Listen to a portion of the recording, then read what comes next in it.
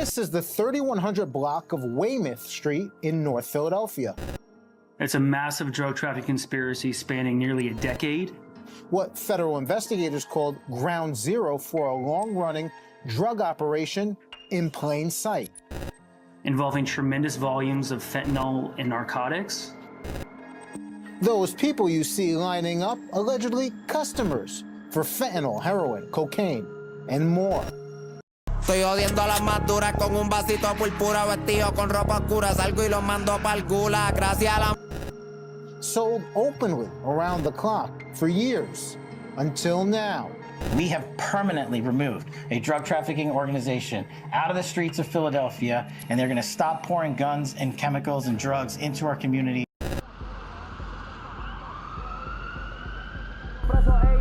El año pasado me llevó los cuantos, el fallo de tímido, claro, le hicimos canto. Hice el trabajo, después lo reparto, aquí no se dan cuenta los cremos. ¡Ah, Fred!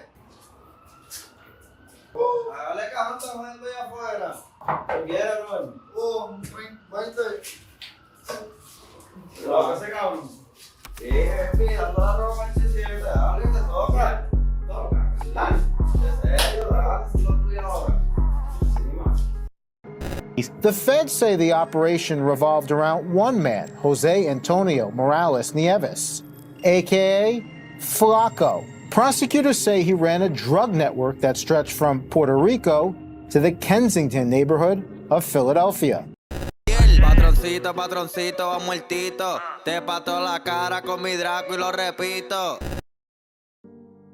The Kensington neighborhood of Philadelphia has long been documented as the epicenter of the opioid crisis in the northeastern United States, a jaw-dropping, in-your-face, open-air drug market that operates with a degree of visibility and impunity rarely seen in modern American cities. However, the indictment and subsequent investigation of Weymouth St and their operations by the FBI offers a granular, almost microscopic view into the machinery that powered this blight to the community. The 3100 block of Weymouth St has plagued the city of Philadelphia for years, as it functioned 24 hours a day, 365 days a year. Addicts can come to buy fentanyl, cocaine, and crack up and down the block.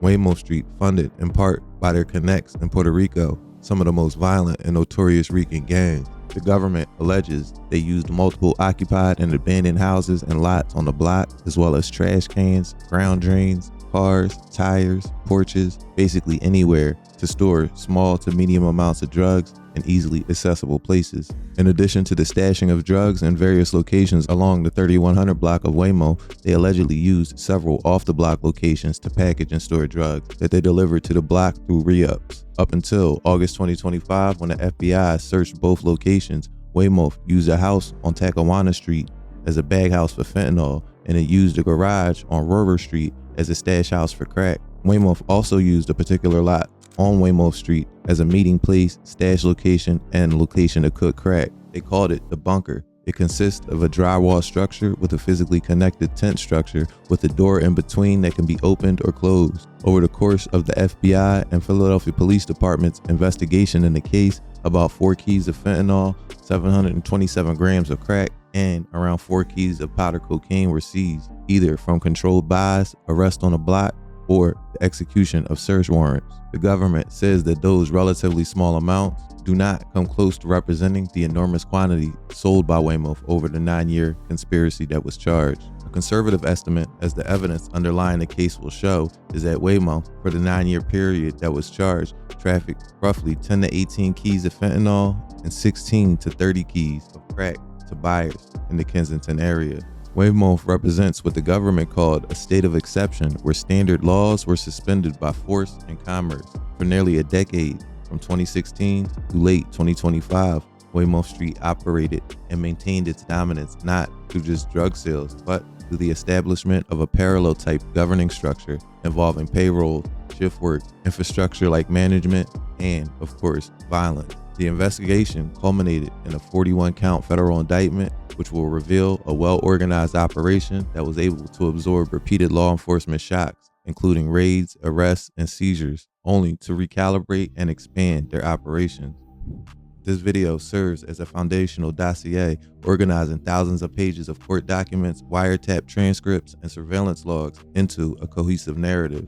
It dissects the organization's hierarchy, its lethal indifference to its customer base, and its sophisticated network stretching from Puerto Rico, and the disturbing cycle of recidivism that allowed convicted murderers and career criminals to operate the block without fear of arrest. The hierarchy structure resembles that of the mafia. The resilience of the Weymouth group stems from its biological and romantic composition. Unlike strictly transactional gangs, Weymouth is built upon a core family tree with layers of loyalty and complicity that are difficult for the law to penetrate. The leadership structure includes moms, dads, cousins, sisters, wives, brothers, sons, and everything else, and of course violence in its enforcement. At the center of the conspiracy stands Nancy Rios Valentine, described by federal prosecutors as the quote glue of the organization. Her power is derived from a trifecta of relationships. She is the sister of Weymouth's deceased former leader, Fellow. She is in a romantic relationship with who prosecutors say is the current street boss, Ramon Roman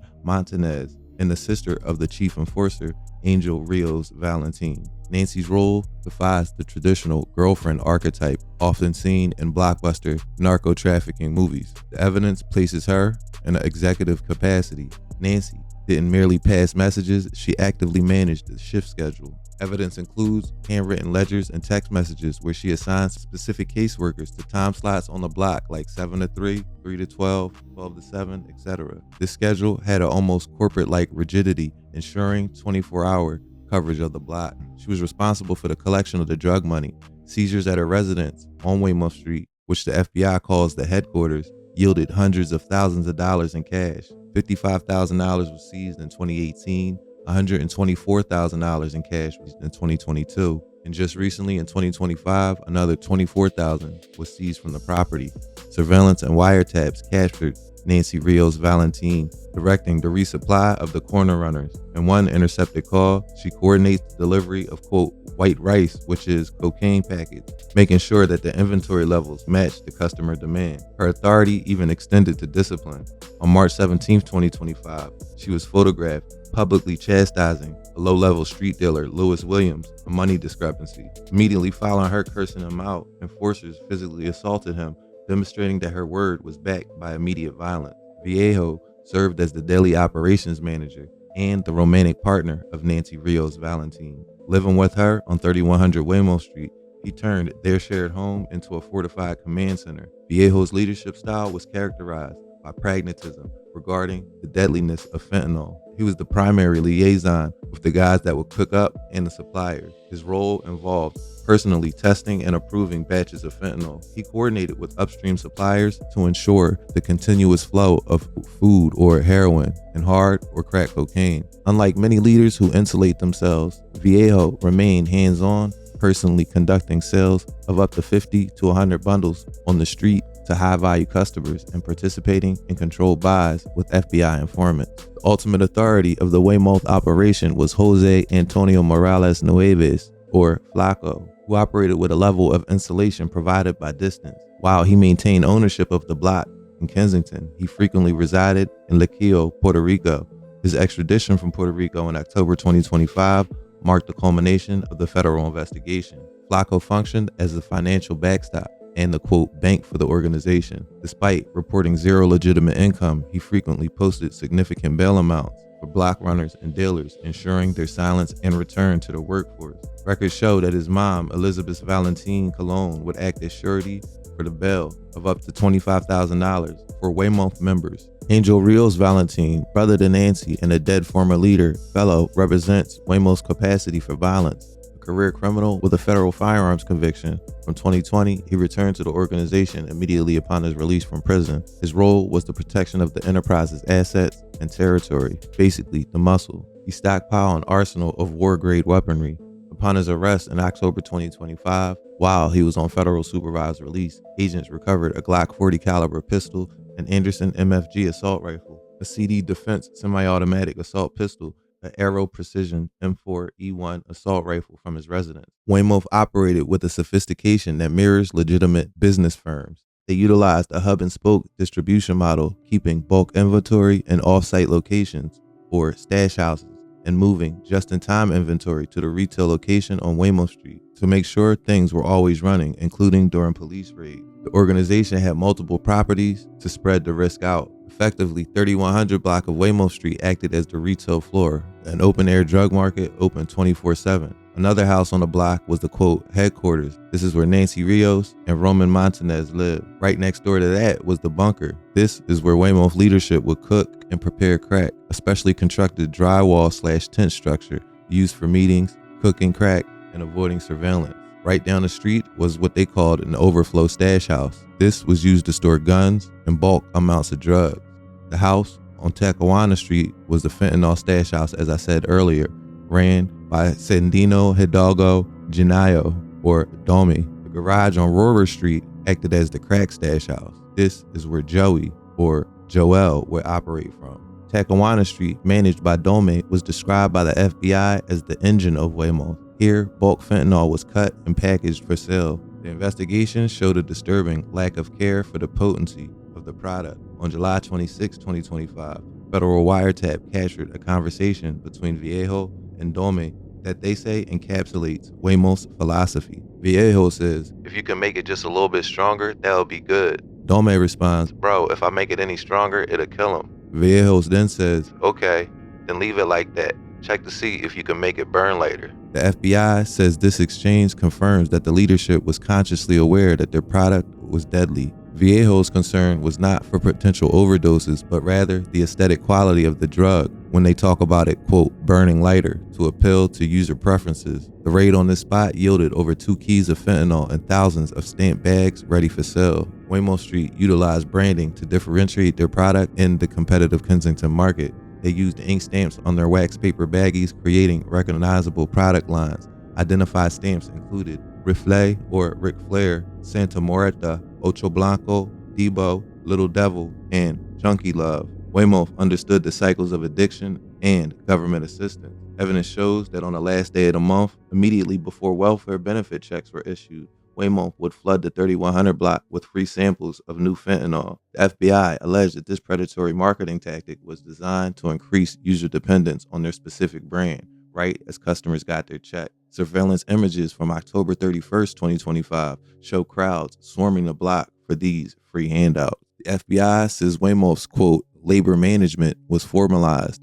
Handwritten ledgers recovered from Nancy's house on Weymouth Street, which the government called the headquarters, like I said, detailed a rigid shift schedule. 7 to 3, 3 to 12, 12 to 7. The ledger lists specific workers for each slot, like Nan for Nancy, Panza, who was killed back in October, Eli, Moya, and Chippy. Workers were paid based on sales volumes, with proceeds divvied out daily at the headquarters. Wiretaps captured Chicken, or Javier Resto Berrios, discussing the financial necessity of picking up extra shifts to pay bills, showing the position of the lower level dealers. Weymouth maintained its territory through a calculated projection of power. This was allegedly achieved through physical violence, the accumulation of power, and the sophisticated use of social media propaganda. They didn't rely on random weaponry. They amassed a paramilitary arsenal. The seizure of multiple assault rifles like AR-15s and AK-47 variants, semi-automatic pistols with extended magazine, indicates a readiness for war, says the FBI indictment. These weapons were placed in, quote, strategic locations like stash houses and under cars on the block. A distinct feature of Weymouth was his use of YouTube music videos to, quote, intimidate rivals and allegedly recruit young boys. Weymouth made videos filmed directly on the 3100 block. Videos like Philly Boy in April 2024 features Elio, Chippy, and Grande, who the FBI says were brandishing firearms and flashing gang signs on the very corners they controlled. Pantracito in November 2023 features the now deceased leader, Panza, brandishing a firearm while lyrics explicitly threatens rivals. "I'll get you a Panzo with Draco and you're stiff," is what the FBI says the lyrics translate to.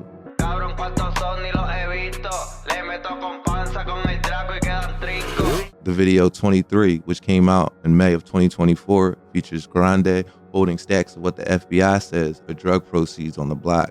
The lyrics taunt law enforcement. "You die today or you die today. I'll make sure of it. They told me the facts. You're talking to the DEA," says the indictment. Mueres o te mueres, yo me encargo que así sea. Ya me pasaron los datos, estás hablando con la DEA. Kyle Ken shows a co-contributor on the stoop of Weymouth's bunker holding a handgun with an extended magazine. The FBI says these videos were not merely artistic expression. They were proof of the gang's aspirations for domination. The FBI says that Weymouth constructed a physical stronghold known as the bunker on Weymouth Street. I've described this earlier. It consisted of a drywall structure attached to a tent, providing a private space for cooking crack and conducting business away from street view. However, the FBI managed to install a covert video/audio recording device inside the bunker. This device captured high-definition evidence of defendants cooking crack, and they had Roman Montanez and others discussing business strategy. The presence of Nancy's sister, Elizabeth, during the drugs discussions shatters her defense of non-involvement. One of the most damning aspects of the Weymouth investigation is the repeated failure of the criminal justice system to incapacitate these actors. Weymouth was staffed by individuals who had been arrested, convicted, and released, only to immediately return to the 3100 block. Joel Carrillo Crespo, or Joey, serves as the exact type of person I'm talking about. In 2003, he committed a murder just feet away from the 3100 block of Weymouth Street. He was convicted and sentenced to 15 to 30 years in prison. He served nearly 21 years. Upon his parole release in March 2023, he did not rehabilitate. He immediately resumed a leadership role, according to the FBI. He allegedly managed crack cocaine supply, utilizing the garage on Rover Street. His immediate return to the same block to allegedly commit the same crimes highlights the deep entrenchment of the organization. For Joey, Weymouth was the only home and employer that mattered. Adelita Gonzalez, a street-level dealer, exemplifies the revolving door of local justice. A career offender with convictions dating back to 2003, she was arrested by local police for drug trafficking on October 23, 2025, the day before the massive federal takedown. After being processed and released by local authorities, she did not flee or hide. She went straight back to the 3100 block of Weymouth Street at 6 a.m. FBI surveillance cameras captured her, showing her new court paperwork to Weymouth members hours before the raid, treating the arrest as a minor nuisance before resuming work. Angel Rios Valentin was convicted federally in 2020 for possessing a firearm taken from the block. He was sentenced to 60 months. When he got out, he was on federal supervision. He immediately rearmed himself with an even larger arsenal of assault weapons and allegedly resumed his role as enforcer on the block. Following the October 2025 takedown, a fierce legal battle ensued regarding the pretrial detention of all 33 members, specifically Nancy Rios Valentin. A significant portion of the evidence comes from the wiretap of Javier Resto Berrios, or Chicken. A review of 7 days of calls from May 9th to May 16th, 2025 provides a window into the mundane daily grind of this line of work. Weymouth used thin codes like food to refer to heroin, white rice or snow to refer to coke, and chinitas referred to crack cocaine vials. On May 10th, Chicken complains that nothing has come in, including snow, indicating that the supply train had been disrupted. The dealers constantly discussed the schedule. On May 12th, Chicken and Carla Diaz Resto anxiously discuss who has the Tuesday shift, as the shift assignment determines their income for the week. They reference Nancy and Viejo as the financial arbiters of these disputes. On May 9th, Chicken notes that he has taken 50 packets, but checking for slow stuff, which means lower potency or worse product. The indictment of Weymouth is a document of systemic entrenchment. It shows a criminal organization that successfully, effectively seceded from the illegal order of Philadelphia for nearly a decade. By combining family loyalty, corporate logistics, extreme violence, and community propaganda, they created an ecosystem that survived standard policing. The fact that a murder committed in 2003, a gun seized in 2019, and a bag of fentanyl sold in 2025 are all connected by the same family on the same block and the same indictment under the same business model. On the open air market was a highly organized generational enterprise that required a massive federal intervention to dismantle.